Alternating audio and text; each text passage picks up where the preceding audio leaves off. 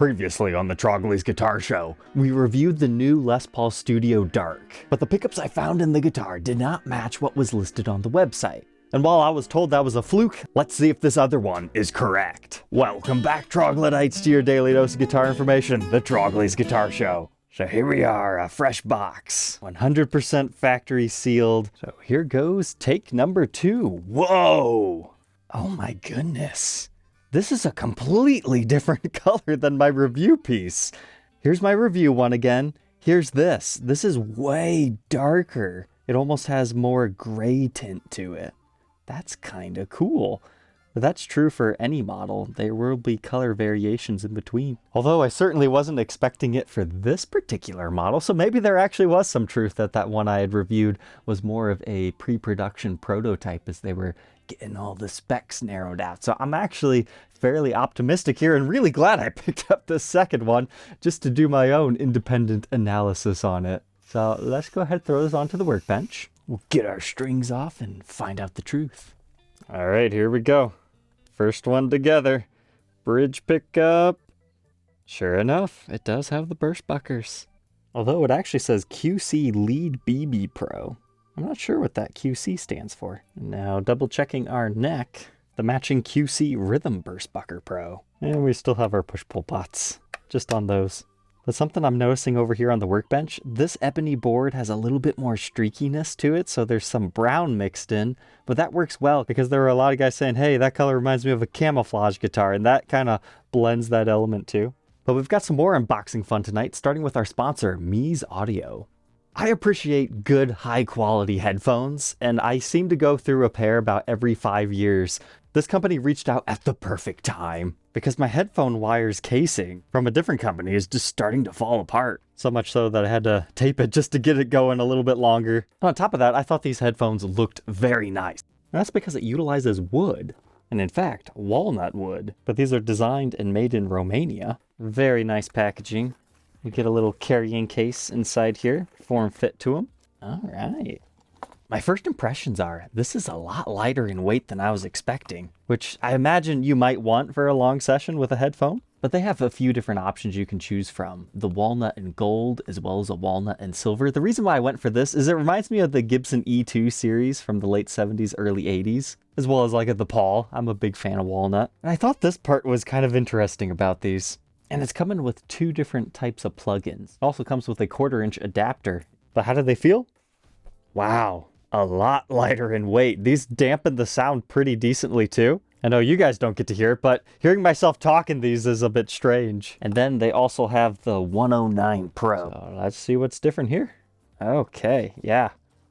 That has a completely different ear style on it.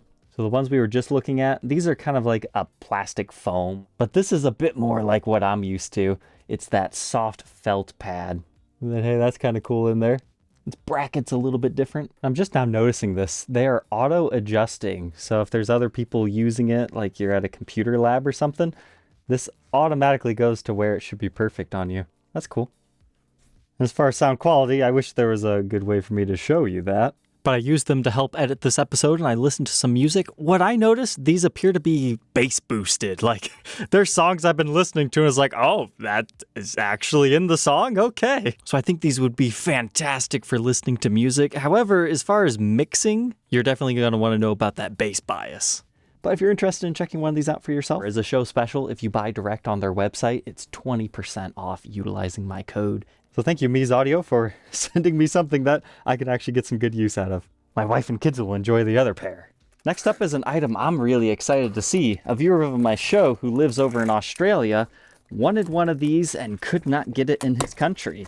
So a little bit different from a guitar, but that's what my forwarding service is for. I can do pretty much anything you need me to, within reason. We once did a fancy cigar stand for him as well. But inside that box is another box.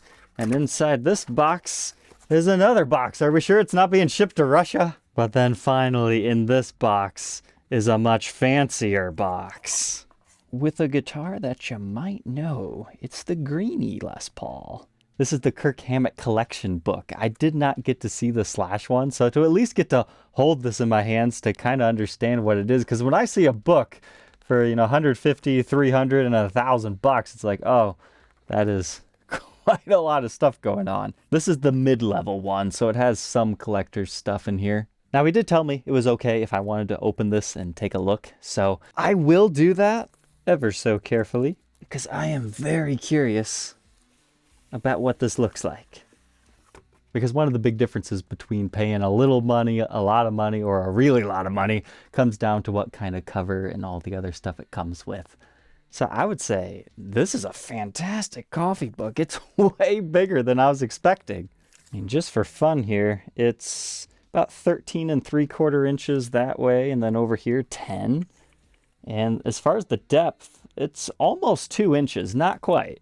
And while I would love to have a 3-hour special that shows you every single page in this, I'm pretty sure that violates the copyright of the book and all that. So I can't at least show you this. A book with a certificate of authenticity. This is number 1232. Although I thought maybe it would have a little spot right here that it would go in just like in a COA. But another thing this version gets is a signature by Kirk Hammett. So I'm sorry, it's time to turn the blur on, but a lot of people were curious. Does this also include his ESPs and other stuff? So I can at least answer that for you guys as I look through it. I mean, that's a beautiful picture of him in the ocean with an ES335. Okay. You get a table of contents. Looks like it talks about a Medallion V, some real Carina Explorers, 56 Les Paul Customs. There's a whole lot of stuff going on here. So far, it's very artsy-fartsy. Hasn't really shown anything as far as the guitars yet with its introduction. Starts in with a 79V. We'll skip some. Yeah, it's got old photos of them as well as new. I think that's the magic of this book. Yeah. So his Medallion V is the one that Michael Schenker owned. It's black and white. We've got a photo here that I would have to censor for other reasons with his Carina Flying V. There are surprisingly few words in here. It's like all in the introduction. And yeah, there are some, but it looks like they are really focusing on the guitars if that's what you're into. The greeny write-up, they've got Billy Gibbons holding it as well as Gilmore. And yeah, sure enough, here's some ESP. I can definitely see why this is the price it is. Like something like this, it's kind of hard to buy online because it's like, really that much for a book? But I get it now. And something like this could only be created with a rock star. A lot of people have said, I should do a coffee table book.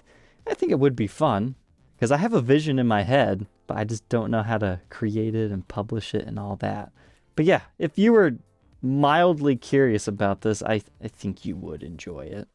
Here's one of ES295 in cherry. He said he's drawn to that because of Geordie Walker of Killing Joke. Oh my goodness, there's a 59 Stratocaster in here, a lady eating passion fruit, a great white shark eating a surfboarded wielding Guitar Hero, talks of gold tops. I think I might be saying, oh, there's that Blackburst that he just recently purchased. Good stuff. Good stuff.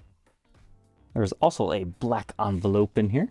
This looks like some sort of a giant poster, which will match the cover of the book. I'm going to leave that alone. Well, thank you for sharing that with me, David, and kind of the viewers. You guys will be pleased to know that this does not have to ship separately to Australia because he ordered a really cool guitar that you guys are going to like. So be looking forward to that. And to finally round out our episode tonight, don't get too excited. This is just general maintenance stuff that I had to order. Some Laffy Taffies. Take care. Nah, just kidding. During the SG Zoot Suit re-review, I wanted to measure the thickness of the body, and I went to use my great gift that somebody gave me, and the battery was dead. But the production schedule must go on, so I ordered these in the meantime. Well, let's just say, if you're scared of your child getting into these style of batteries, D'Addario, yeah, those are really in there. You gotta cut them out, I guess. Because normally you just pry them out the back, but no, it's still sealed. I'm always curious how long batteries last, so I like to mark them. My last one lasted 6 months. Let's see how this goes. Because it looks like these are finally back in business. And as I'm going through guitars to review in my collection that just slipped through the wayside and never got a video, I decided I need a pack of 12 strings. And with that, I will leave you guys. Thank you for tuning in, and we'll catch you tomorrow on the next one. Take care.